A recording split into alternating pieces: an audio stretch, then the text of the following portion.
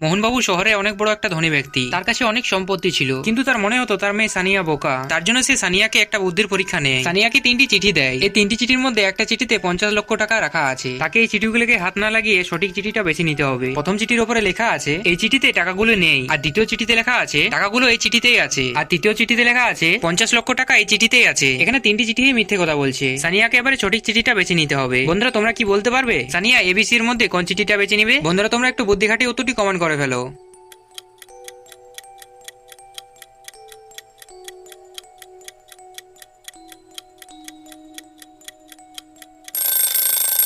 উত্তরটি শোনার আগে ভিডিওটি ভালো লাগলে ভিডিওটিকে একটা লাইক করে দাও, আর গল্পের ধাঁধা ভিডিও দেখতে হলে চ্যানেলটিকে অবশ্যই সাবস্ক্রাইব করে নাও। তৃতীয় চিঠির উপরে লেখা আছে 50 লক্ষ টাকা এই চিঠিতেই আছে, তার মানে এই চিঠিতে একটি টাকাও নেই। আর দ্বিতীয় চিঠিতে লেখা আছে টাকাগুলো এই চিঠিতেই আছে, তার মানে সেই চিঠিতেও টাকাগুলো নেই। আর প্রথম চিঠির উপরে লেখা আছে টাকাগুলো এই চিঠিতে নেই, তার মানে সেই চিঠিতেই টাকাগুলো রাখা আছে। সানিয়া সেটা বুঝতে পেরে যায় আর 50 লক্ষ টাকা পেয়ে যায়। বন্ধুরা তোমরা উত্তরটি শোনার আগে সঠিক উত্তরটি কমেন্ট করেছিলে? তাহলে ভিডিওটিকে লাইক করে আমাদেরকে বুঝিয়ে দাও। সোনুকে একদিন একটা কিডন্যাপ করে নেয়। তাকে কিডন্যাপ করে একটা রুমের মধ্যে বন্দি করে দেয়, আর সোনুকে 3টি বিস্কুট দেয়, আর বলে এই 3টি বিস্কুটের মধ্যে 2টি বিস্কুটে বীজ দেওয়া আছে আর একটা বিস্কুটে বীজ দেওয়া নেই। তোকে 3টি বিস্কুটের মধ্যে একটা বিস্কুট বেছে নিতেই হবে, আর তুই যদি বীজ দেওয়া বিস্কুটটি খেয়ে নিস তাহলে সেখানে তুই সঙ্গে সঙ্গে মারা যাবি। এবারে তুই সঠিক বিস্কুটটা বেছে নে। সোনু খুব ভয় পেয়ে যায়, সে বুঝতে পারছিল না কোন বিস্কুটে বীজ দেওয়া নেই। বন্ধুরা তোমরা কি সোনু সাহায্য করতে পারবে? তাহলে বিস্কুট নাম্বারটি আমাদেরকে কমেন্ট করে জানাও।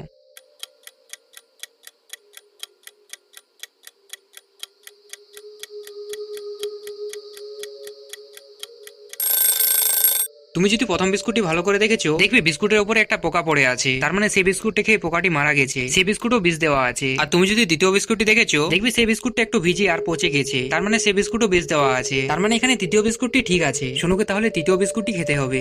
ডলি একদিন শপিং করে বাড়ি ফিরছিল। সে পার্কের রাস্তা দিয়ে হেঁটে হেঁটে যাচ্ছিল, তখনই একজন পেছন থেকে ডলিকে ধাক্কা দেয়, তারপরে তার ব্যাগটি চুরি করে পালিয়ে যায়। ডলি মাটি থেকে উঠে তার পেছনে দৌড়ায়। চোরটি দৌড়তে দৌড়তে একটা হসপিটালে ঢুকে পড়ে। ডলিও চোরটিকে ফলো করতে করতে হসপিটালের ভেতরে চলে আসে। তারপরে সে দেখতে পায় সামনে 2টি মহিলা বসে আছে, আর ডলের ব্যাগটি তাদের মাঝে আছে। বন্ধুরা তোমরা কি বলতে পারবে এই 2টি মহিলার মধ্যে কোন মহিলাটি ডলের ব্যাগটি চুরি করেছে? বন্ধুরা তোমরা একটু বুদ্ধি খাটিয়ে উত্তরটি কমেন্ট করে দাও।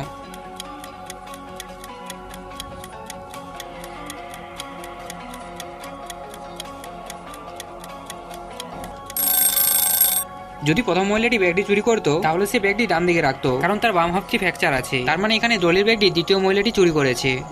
অনেকদিন দৌড়তে দৌড়তে পুলিশ স্টেশনে যায়। স্যার আমার ব্যাগটি চুরি হয়ে গিয়েছে, আমি চোরটাকে দেখতে পাইনি। আমি ওয়াশরুমে হাত ধুচ্ছিলাম, তখন একজন পেছন থেকে এসে আমাকে মাথায় মেরে আমার ব্যাগটি চুরি করে পালিয়ে যায়। অনু তখন পুলিশকে ওয়াশরুমে নিয়ে যায়। পুলিশ ওয়াশরুমে পৌঁছে বুঝতে পেরে যায় এখানে অনু মিথ্যে কথা বলছে। বন্ধুরা তোমরা কি বলতে পারবে পুলিশ কিভাবে বুঝতে পারলো যে অনু মিথ্যে কথা বলছে? বন্ধুরা তোমরা একটু বুদ্ধি কাটাও আর উত্তরটি আমাদেরকে কমেন্ট করে জানাও।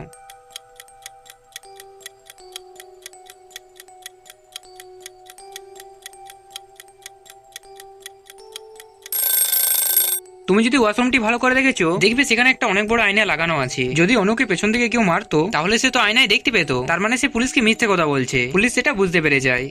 সোনু একদিন একটা গভীর জঙ্গলে ফেসে যায়, আর খুব বৃষ্টিও হচ্ছিল আর বিদ্যুৎও চমকাচ্ছিল। তখন সে একটা গাছের নিচে গিয়ে দাঁড়ায়। কিছুক্ষণ পরে বৃষ্টি থেমে যায়। বৃষ্টি থামার পর সোনুর খুব খিদে লেগে যায়। তারপর সে দেখতে পায় গাছে অনেকগুলি আম ধরে আছে। তখন সে গাছ থেকে একটা আম পেড়ে খেয়ে নেয়। তখনই গাছটি খুব রেগে যায় আর সোনুকে একটা গাছ বানিয়ে দেয়। কিছুক্ষণ পরে সোনুকে বাজাতে তার বন্ধু রাহুল আসে, কিন্তু সমস্যা এটাই ছিল জঙ্গলে তো এত গাছ, তাহলে সে কিভাবে বুঝতে পারবে সোনু কোন গাছটি? বন্ধুরা তোমরা কি এবারে বলতে পারবে এখানে কোন গাছটি হচ্ছে সোনু? বন্ধুরা তোমরা একটু বুদ্ধি কাটিয়ে উত্তরটি কমেন্ট করে দাও।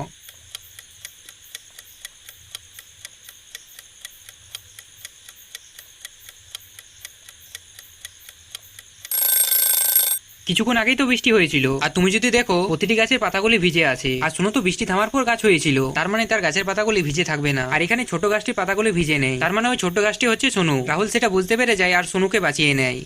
শহরে একটা মহিলা ছোট বাচ্চাদেরকে কিডন্যাপ করছিল। মহিলাটি একটি সাইকো পেশেন্ট ছিল। পুলিশ মহিলাটিকে ধরতে বেরিয়ে যায়। তারপর তার 3জন মহিলার উপর সন্দেহ হয়। তখন তাদেরকে জিজ্ঞাসাবাদ করার জন্য ডেকে নেয়। প্রথম মেয়ে পূজা বলে, স্যার আমি একটা সাইকোলজি পেশেন্ট, আমি অন্ধকারকে অনেক ভয় পাই। দ্বিতীয় নিশা বলে, স্যার আমিও একটা সাইকোলজি পেশেন্ট, আর আমার নোংরা একটুও ভালো লাগে না। আমি আমার রুমটিকে সবসময় পরিষ্কার রাখি। তৃতীয় নেহা বলে, স্যার আমিও একটা সাইকোলজি পেশেন্ট, আর আমার পোকামাকড়কে একটুও ভালো লাগে না। আমি আমার 2 চোখে পোকামাকড়গুলিকে দেখতে পারি না। পুলিশ 3জনের কথা শুনে তাদের বাড়িগুলি সার্চ করতে যায়। এটা হচ্ছে পূজার বাড়ি, এটা হচ্ছে নেহার বাড়ি, আর এটা হচ্ছে নিশার বাড়ি। পুলিশ 3টি বাড়ি দেখে বুঝতে পেরে যায় এখানে 3টি মেয়ের মধ্যে একটা মেয়ে মিথ্যে কথা বলছে। বন্ধুরা তোমরা কি বলতে পারবে এখানে কোন মেয়েটি মিথ্যে কথা বলছে? বন্ধুরা তোমরা একটু বুদ্ধি খাটিয়ে উত্তরটি কমেন্ট করে দাও।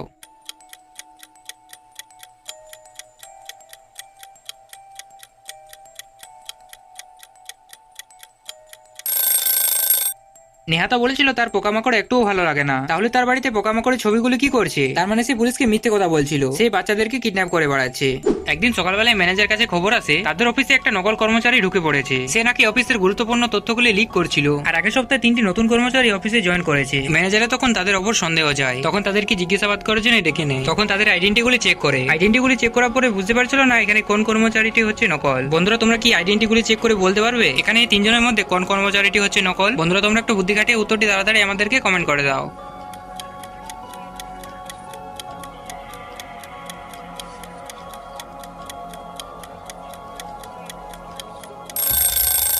এখানে এই 3 জনের মধ্যে প্রথম কর্মচারীটি হচ্ছে নকল, কারণ তুমি যদি তার আইডিটি ভালো করে দেখেছো দেখবে তার আইডিতে মুখের তিলটি ডান দিকে আছে আর রিয়েল লাইফে তার তিলটি বাম দিকে আছে। এটা কিভাবে সম্ভব? তার মানে সে তিলটি হচ্ছে নকল।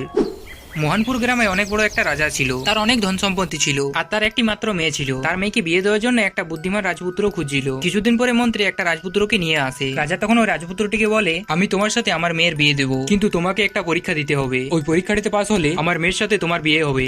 রাজা তখন ওই রাজপুত্রটিকে একটা রুমের মধ্যে নিয়ে যায়। সেখানে 2টি দরজা ছিল। প্রথম দরজার উপরে লেখা ছিল এই রুমে রাজকুমারী আছে, আর দ্বিতীয় রুমে বাঘ আছে। আর দ্বিতীয় দরজার উপরে লেখা ছিল একটা রুমে রাজকুমারী আছে আর একটা রুমে বাঘ আছে। রাজপুত্রটি 2টি দরজা দেখে ভাবতে লাগে। বন্ধুরা তোমরা কি বলতে পারবে এই 2টি দরজার মধ্যে কোন দরজাটির পেছনে রাজকুমারী আছে? বন্ধুরা তোমরা একটু বুদ্ধি খাটিয়ে উত্তরটি কমেন্ট করে দাও।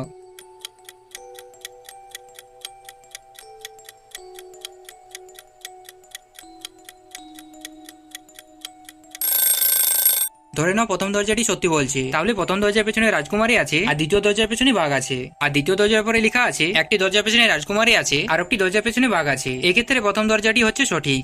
টলি একদিন ভুল করে একটা জঙ্গলের মধ্যে ঢুকে যায়। সেই জঙ্গলটাতে ঘোরাঘুরি করতে লাগে। তারপরে সে বুঝতে পারে বাড়ির রাস্তাটি হারিয়ে ফেলেছে। তারপরে সে বাড়ির রাস্তাটি খুঁজতে লাগে। রাস্তা খুঁজতে খুঁজতে হঠাৎ তখনই বৃষ্টি পড়তে শুরু হয়ে যায়। আজ আমার দিনটি খারাপ, আমি বাড়ির রাস্তাটি ভুলে গেছি আর এদিকে বৃষ্টি পড়ছে। আমাকে এবার এই বৃষ্টির হাত থেকে বাঁচার জন্য কোনো জায়গা দেখতে হবে।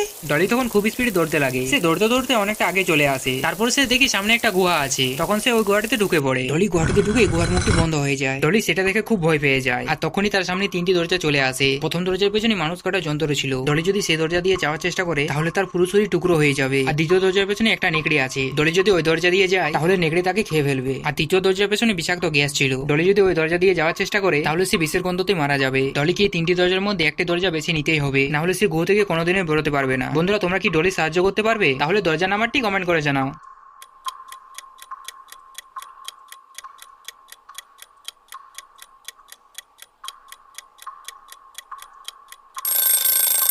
ডলিকে প্রথম দরজাটা বেছে নেওয়া উচিত, কারণ কারেন্ট ছাড়া কোনো মেশিন চলে না আর জঙ্গলে তো কোনো কারেন্ট নেই, তাহলে মানুষ কাটা যন্ত্রটি চলবে না। ডলি তাহলে সহজেই সেই দরজা দিয়ে গুহা থেকে বেরোতে পারবে।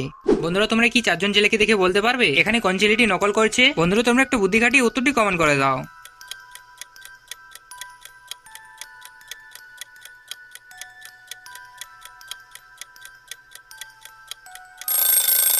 উত্তরটি শোনার আগে ভিডিওটি ভালো লাগলে ভিডিওটিকে একটি লাইক করে দাও। আর গল্পের ধান্দা ভিডিও দেখতে হলে চ্যানেলটিকে সাবস্ক্রাইব করে নাও। এখানে চতুর্থ ছেলেটি নকল করছে। বন্ধুরা তোমাদের কি মনে হয়? তোমাদের মতামতটি নিশ্চয়ই আমাদেরকে কমেন্ট করে জানাও।